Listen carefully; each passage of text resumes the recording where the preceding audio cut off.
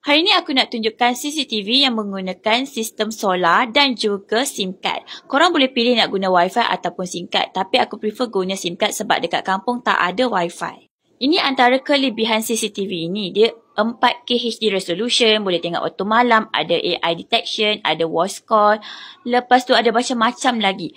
Dia boleh juga install SD card untuk storage. Jom kita unboxing CCTV ni.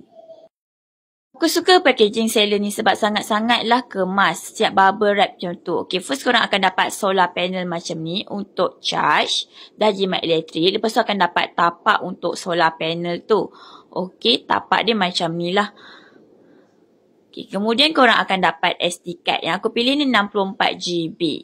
Okay, kemudian korang akan dapat sertifikat yang menunjukkan CCTV ni PAS QC. Okay, and then dapat pula skru-skru untuk pemasangan. Dan of course lah korang akan dapat manual boot. Jangan risau, dia ada dalam bahasa Inggeris juga. Okay, dan of course lah korang dapat CCTV. Tengok tu, bubble wrap sangatlah banyak. So memang baguslah beli dengan seller ni. CCTV yang aku pilih ni dah siap dengan SIM card. Jadi seller dah install sekali SIM card dalam CCTV ni.